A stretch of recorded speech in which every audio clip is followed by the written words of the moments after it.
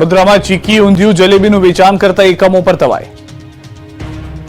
વડોદરાવાસીઓ ઉત્તરાયણે ગમે ત્યાંથી ઊંધિયું જલેબી કે ચીકી ન ખરીદતા, નહીં તો ઉત્તરાયણની મજા બગડશે. કેમ કે વડોદરામાં ચીકી ઊંધિયું જલેબીનું વેચાણ કરતા એકમો પર તંત્રે તવાઈ બોલાવી છે. વડોદરાના વિવિધ વિસ્તારમાં ચીકી ઊંધિયું જલેબીનું વેચાણ કરતા વેપારીઓને ત્યાં આરોગ્ય વિભાગની ટીમે દરોડા પાડ્યા.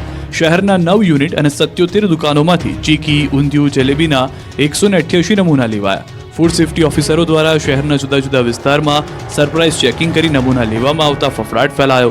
નમૂનાઓને પૃથ્થકરણ અર્થે લેબોરેટરીમાં મોકલાયા, પણ ફૂડ વિભાગની ટીમ મોડે જાગતા રોષ ફેલાયો. સવાલ એ છે કે 14-15 જાન્યુઆરી બાદ રિપોર્ટ આવે તો પછી આ નમૂના લેવાનો અર્થ શું? લોકો તો હજારો કિલો ચીકી ઊંધિયું આરોગી ગયા હોય, તે બાદ નમૂના ફેલનો રિપોર્ટ આવે તો શું કામનો? ગુજરાતમાં આવતીકાલથી ઠંડી મચાવશે કહેર. 2 થી 4 ડિગ્રી તાપમાન ઘટશે. ગુજરાતમાં શિયાળાનો અસલી રંગ શરૂ છે. મોટાભાગના શહેરોમાં તાપમાનનો પારો 10 ડિગ્રીથી નીચે ઉતરી ગયો છે. ત્યારે નલિયામાં 5.6 ડિગ્રી ઠંડી સાથે સૌથી ઠંડુ શહેર રહ્યું. તો રાજકોટમાં 8.3, અમરેલીમાં 8.4, વડોદરામાં 9.2, પોરબંદરમાં 9.6, ડીસામાં 9.8, ભુજમાં 10.4, મહુવામાં 10.7, સુરેન્દ્રનગરમાં 11, ભાવનગરમાં 11.7, અમદાવાદમાં 12 અને ગાંધીનગરમાં 12.2 ડિગ્રી તાપમાન નોંધાયું છે. ગુજરાતમાં પવનની દિશા બદલાતા હાલ પવનની ઝડપ ઘટી છે, એટલે ઠંડીથી થોડી રાહત મળી છે. પરંતુ ગુજરાતીઓ આવતીકાલથી ફરી ધ્રુજવા માટે તૈયાર થઈ જજો. હવામાન વિભાગે આગાહી કરી છે કે આવતીકાલથી ફરી કાતિલ ઠંડીનો પ્રકોપ રહી શકે છે. 24 કલાક બાદ ફરી ઠંડીનો પ્રકોપ રહી શકે છે. 24 કલાક બાદ 2 થી 4 ડિગ્રી તાપમાન ઘટી શકે છે. બીજી તરફ પતંગ રસિયાઓ સારા સમાચાર આવી રહ્યા છે. હવામાન વિભાગના કહેવા પ્રમાણે ઉત્તરાયણના દિવસે સામાન્ય પવન રહી શકે છે. પ્રતિ કલાક 10 થી 15 કિલોમીટરની ઝડપે પવન ફૂંકાઈ શકે છે. ઉત્તરાયણના દિવસે પણ ઠંડીનો ચમકારો રહી શકે છે. તો અંબાલાલ પટેલનું માનીએ તો ભર શિયાળે પંખા ચાલુ રાખવા પડી શકે છે. ભર શિયાળે પરસેવો છૂટી જાય તેવી ગરમી પડશે. ગુજરાતના વાતાવરણમાં આવશે મોટો બદલાવ. 14મી જાન્યુઆરીથી ઠંડીમાં મળશે મોટી રાહત. દક્ષિણ ગુજરાતમાં પારો 32 ડિગ્રીએ પહોંચી શકે. 14 થી 18મી સુધી વાદળો આવવાની શક્યતા છે. કેટલાક ભાગમાં છાંટા પણ પડી શકે છે. અમદાવાદમાં ધોરણ 3ની બાળકીનું સ્કૂલમાં જ મોત. આંતરિક ઓર્ગન્સમાં તકલીફ હોવાના કારણે મૃત્યુ. ધોરણ 3માં ભણતી માસૂમ બાળકી 1.5 મિનિટના સમયગાળામાં જ અચાનક ઢળી પડી. હોસ્પિટલ પહોંચાડે, પરંતુ કમનસીબે તેઓનો જીવ ન બચાવી શકાયો. હૃદયને હચમચાવી નાખતી આ ઘટના અમદાવાદની ઝેબર સ્કૂલની છે, જ્યાં સવારે 7:34 આસપાસ ગાર્ગી રાણપરા નામની આ બાળકી સ્કૂલની લોબીમાં દેખાય છે. તેના હાવભાવ પરથી એટલું સ્પષ્ટ થઈ રહ્યું છે કે તેની તબિયત સારી નથી. તે સ્વસ્થતા નથી અનુભવી રહી. શરીરમાં નબળાઈ હોય અથવા તો ચક્કર આવતા હોય એમ તે લથડિયા ખાતી જોવા મળી હતી. પરંતુ શરીર સાથ નથી આપી રહ્યું તે પણ સ્પષ્ટ છે. તો થોડી સેકન્ડ માટે ફરી ઊભી રહી જાય છે. થોડી વાર ઊભી રહ્યા બાદ તે 2 ડગલા માંડે છે, પરંતુ આ 2 ડગલા જાણે કે તેની નાનકડી જિંદગીના છેલ્લા 2 ડગલા હતા. તરત જ તે બાજુમાં પડેલી ખુરશી પર બેસી જાય છે. એક તરફ માથું ઝુકાવીને હાથ લમણે લઈ જાય છે, જે સ્પષ્ટ કરે છે કે તે ગંભીર સ્થિતિમાં પહોંચી ગઈ છે.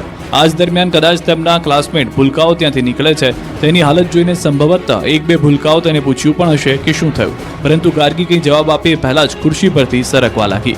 બિચારા ભૂલકા ગંભીરતા જાણતા ન હતા અને નહોતી પણ જાણ કે ગાર્ગી સાથે જે થઈ રહ્યું છે તે શું છે. એટલે બાળકો ત્યાંથી પોતાના ક્લાસરૂમ તરફ જતા રહે છે. શિક્ષિકાઓ પણ ત્યાં જ ઊભી છે, પરંતુ ગાર્ગી તરફ તેમનું ધ્યાન નથી. પરંતુ દૂર ઊભેલા એક શિક્ષિકાનું ધ્યાન ખુરશીથી ગબડેલી ગાર્ગી ઉપર પડ્યું. બધા દોડીને ત્યાં પહોંચ્યા અને ગાર્ગીને મદદ કરવાનો પ્રયાસ કર્યો. માત્ર ગણતરીની સેકન્ડોમાં જ માસૂમ ગાર્ગીએ દુનિયાને અલવિદા કહી દીધું. ગાર્ગીના માતા પિતા હાલ મુંબઈમાં છે. તે અહીં દાદા દાદી સાથે રહેતી હતી. આ સમાચાર સાંભળીને પરિવાર આઘાતમાં ગરકાવ થઈ ગયો. શાળાના આચાર્યના દાવા પ્રમાણે ગાર્ગીના આરોગ્યને લઈને એવી કોઈ જ ગંભીર મેડિકલ હિસ્ટ્રી નહોતી. હાલ તો નાનકડી બાળકીની આ પ્રકારે ઓચિંતી વિદાયથી શોકની લાગણી પ્રસરી છે. સાથે જ દરેક માતા પિતા પણ પોતાના બાળકોના સ્વાસ્થ્યને લઈને ચિંતાતુર થઈ ગયા છે. કડકડતી ઠંડીમાં હળવદ અને ટંકારામાં તસ્કરોનો કહેર. મોરબીના હળવદ અને ટંકારામાં તસ્કરોએ તરખાટ મચાવ્યો. હળવદના ક્રિષ્ના પાર્ક વિસ્તારમાં અડધી રાત્રે ચોરો આવ્યા હતા. રાત્રે કોઈને ખબર ન પડે તે રીતે સોસાયટીમાં ઘૂસ્યા હતા અને અનેક ઘરના દરવાજા ખોલી ચક્કર મારતા કે દેખાયા હતા.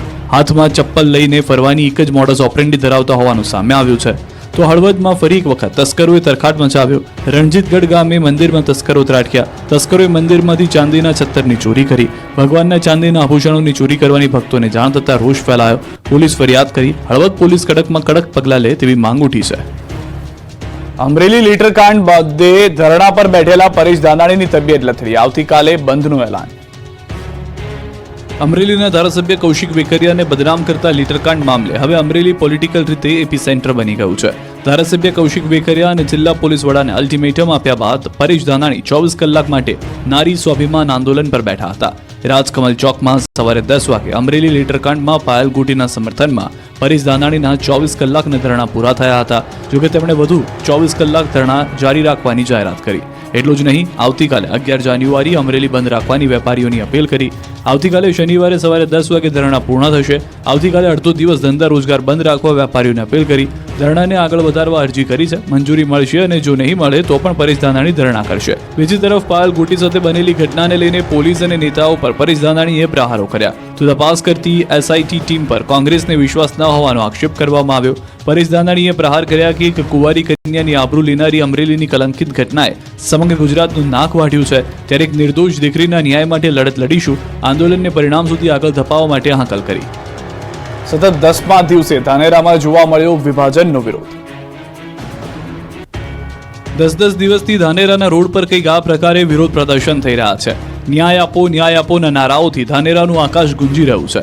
કામ ધંધા મૂકી વેપારીઓથી માંડી લોકોએ 10 દિવસથી ઉપવાસ આંદોલનના મંડાણ કર્યા છે. બનાસકાંઠા જિલ્લાનું વિભાજન કરતા ધાનેરામાં વિરોધનો વંટોળ વધુ વકરી રહ્યો છે. વેપારીઓ વેપાર ધંધા બંધ રાખી રેલી કાઢી રોષ ઠાલવી રહ્યા છે. તો કેટલાક લોકો કહી રહ્યા છે કે 2 જિલ્લાના વિભાજન ભલે કર્યા પણ અમને તો બનાસકાંઠા જિલ્લામાં જ રાખો. ધાનેરા બંધ રાખી લોકો ભારે રોષ ઠાલવી રહ્યા છે. ધાનેરા હિતરક્ષક સમિતિ દ્વારા ધાનેરા બંધનું એલાન આપવામાં આવ્યું હતું, જેને જોરદાર સમર્થન મળ્યું. મોટી સંખ્યામાં લોકો બંધમાં જોડાયા. બજારો સજ્જડ બંધ રાખી વિરોધ કર્યો. ધાનેરાના લોકોની માંગ છે કે ધાનેરાને બનાસકાંઠા જિલ્લામાં જ રાખવામાં આવે. વિભાજન બાદ 3 તાલુકામાં ઉઠેલો વિરોધનો વંટોળ હજુ પણ ઘૂમી રહ્યો છે. ધાનેરાના અપક્ષ ધારાસભ્ય માવજી દેસાઈ પણ આ પ્રદર્શનમાં હાજરી આપી. જિલ્લા વિભાજનમાં ધાનેરાનો સમાવેશ વાવથરા જિલ્લામાં કરાયો છે, જ્યારે ધાનેરાના રહીશોની માંગ છે કે તેમને બનાસકાંઠામાં યથાવત રખાય. ગોધરામાં કપિરાજ ઝડકાયા થયા. લોકોની પાછળ દોડતા દહેશત. 4 દિવસે પકડાયા કપિરાજ. જોઈ લો કઈ હદે કપિરાજ ગોધરાની બજારોમાં આતંક મચાવી રહ્યા છે. પંચમહાલની બજારમાં નીકળવું એટલે હવે ખતરાથી ખાલી નથી. અહીં જાણે વાંદરાઓ માણસોના લોહીના પ્યાસા બની ગયા હોય તેમ રોડ પર ટાર્ગેટ કરીને જ બેસે છે.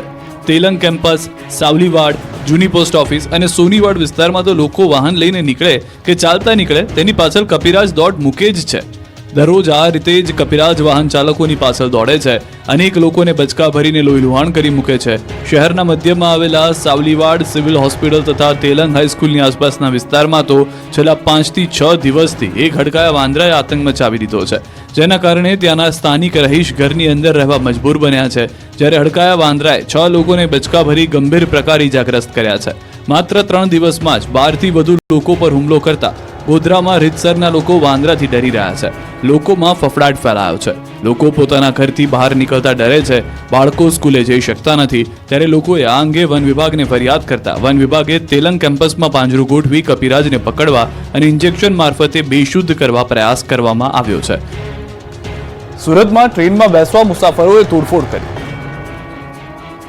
ટ્રેનની અંદરથી મુસાફરોએ ન ખોલ્યો દરવાજો ને વિફર્યા સુરતના મુસાફરો. પછી શરૂ થઈ ટ્રેનમાં તોડફોડ. સુરત રેલવે સ્ટેશન પરથી મુંબઈ તરફ જઈ રહેલી અજમેર દાદર ટ્રેનના જનરલ કોચનો દરવાજો ખોલવા મુદ્દે મુસાફરો વચ્ચે માથાકૂટ થઈ. અજમેર બાંદ્રા સુરત સ્ટેશનના પ્લેટફોર્મ નંબર 4 પર ઊભી રહેતા જ ટ્રેનમાં બેસવા માટે મોટી સંખ્યામાં મુસાફરો ટ્રેનના દરવાજા પર પહોંચી ગયા.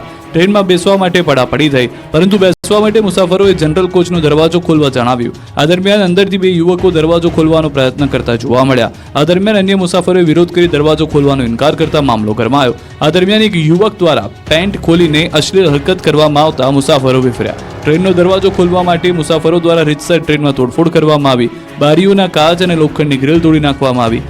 આ ઘટનામાં રેલવે પ્રોટેક્શન ફોર્સે 5 અને રેલવે પોલીસે 1ની અટકાયત કરી હતી. તમામને કોર્ટમાં રજૂ કરાતા દંડ ફટકાર્યો હતો. હાલ ટ્રેનના સ્ટોપેજમાં બદલાવ આવ્યો હોવાથી આરપીએફ અને રેલવે પોલીસનો સ્ટાફ પ્લેટફોર્મ પર તૈનાત જ હતો. તેથી તાત્કાલિક તેઓ જનરલ કોચ પાસે પહોંચી મામલો થાળે પાડ્યો હતો.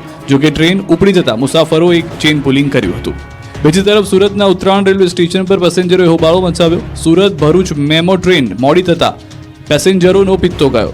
ઉપરથી રેલવે સ્ટેશન દ્વારા યોગ્ય ઉત્તર ન અપાતા હોબાળો મચ્યો. પેસેન્જરો માટે રેગ્યુલર તેમજ અન્ય ટ્રેનોના સ્ટોપેજ આપવામાં આવે તેવી માંગ છે.